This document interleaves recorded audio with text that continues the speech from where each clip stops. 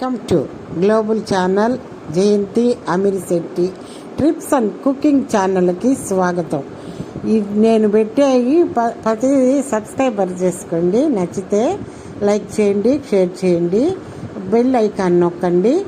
All అని నొక్కితే నేను పెట్టే ప్రతి ఒక్కటి మీకు వస్తాయి.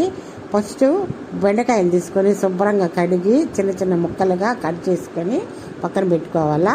తర్వాత పొయ్యి మీద కళాయి పెట్టి ఎండుమిర్చి, ధనియాలు 1 స్పూను, జీలకర్ర 1 స్పూను, కొద్దిగా ఆవాలు, కాస్త మినపప్పు, కాస్త పచ్చెనపప్పు, 1/2 స్పూను మెంతులు వేసి ఆయిల్ కొద్దిగా వేసి వేయించాలా.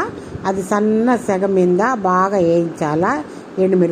ఎండుమిర్చిని అంతాను వేగిన తర్వాత ఒక పల్లెలో తీసి పక్కన పెట్టుకోవాలి. కొద్దిగా కరివేపాకు వేస్తే బాగుంటుందండి. కరివేపాకు వేస్తే బాగా రుచిగా ఉంటుంది. ప్రతి ఒక్క దాంట్లో కరివేపాకు వేస్తే కొద్దిగా మరిగింత కాదు, కొద్దిగా 2 రెమ్మల్లో కరివేపాకు వేస్తే బాగుంటుంది.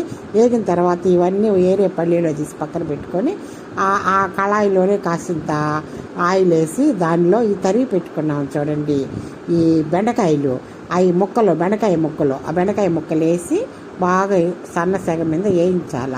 బాగా వేయిస్తే అవి బాగా మగ్గిపోతాయి. అవి మగ్గిన తర్వాత మామూలుగా ఈ బెండకాయలు చాలా మంచిది, పచ్చడి సూపర్ టేస్ట్గా ఉంటుంది.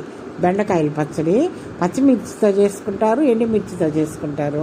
మీకు ఏ చాయిస్ అయితే అది చేసుకొని నేను ఎండుమిర్చితో చేస్తున్నాను. ఇది టేస్ట్గా ఉంటుంది. తర్వాత స్టవ్ ఆఫ్ చేసేసి తర్వాత ఇవన్నీ చల్లారిపోయినాక మిక్సీ గిన్నెలో వేసి మిక్సీ పట్టించుకోవాలా. మిక్సీ పట్టిన తర్వాత దాంట్లో రుచికి తగ్గ ఉప్పు వేసి తెల్లగడ్డలో కొద్దిగా తెల్లబాయలు వేయాలా, 2 వెల్లుల్లిపాయలు అవి వేసిన తర్వాత ఈ కొద్ది నిమ్మకాయ సైజు చింతపండు నానబెట్టుకొని పక్కన పెట్టుకున్నాం కదా, ఆ చింతపండు ఈ బెండకాయ ముక్కలు అన్నీ వేసి కాసిన నీళ్లు పోసి మిక్సీ పట్టించాలా. మళ్ళీ మిక్సీ పట్టించినాక ఇది మిక్సీ పట్టించుకున్నాక మెత్తగా మెదిగిపోయింది. నీళ్లు చింతపండులో మనం నానబెట్టుంటాం చూడండి నీళ్లు, అవి కూడా దాంట్లో పోసేసేయాలి. తర్వాత మెత్తగా మెదిగిపోయిన తర్వాత ఒక గిన్నెలో తీసుకొని ఉల్లిపాయలు మనకి మీకు ఇష్టమైతే వెల్లుల్లిపాయ వేసి ఉన్నాయి కదా, అట్లాగే తినవచ్చు. ఇష్టం ఉన్నోళ్ళు మరిగిన్ని ఉల్లిపాయలు తురిమి సన్నగా కోసుకొని ఒక్క చెక్కన్న దంచుకొని వేసుకోవచ్చు, కానీ నేను సన్నగా కోసి కట్ చేసి దీంట్లో వేస్తున్నాను. పై తాలింపు వేయనక్కర్లేదండి, ఎందుకంటే అన్ని మసాలన్నీ వేయించి పౌడర్ చేసాం కదా.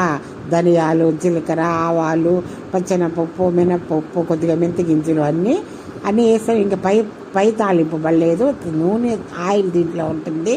పై తాలింపు మీ ఇష్టం వేసుకొని నేను వేయలేదు. నేను ఎప్పుడు చట్నీలకి పై తాలింపే వేయను.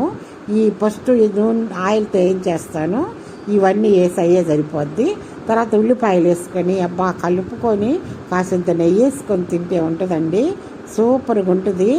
ఏమైనా మన చట్నీలతో తిన్న ఆనందం ఇంక దేంట్లో రాదండి. ఈ చట్నీలతో తింటేనే ఒక ముద్ద ఆనందంగా ఉంటుంది. అందులో బెండకాయ చట్నీ అదిరిపోద్ది, భలే బాగుంటుంది. ఆరోగ్యానికి కూడా మంచి హెల్తీ పాయింట్ ఈ బెండకాయ.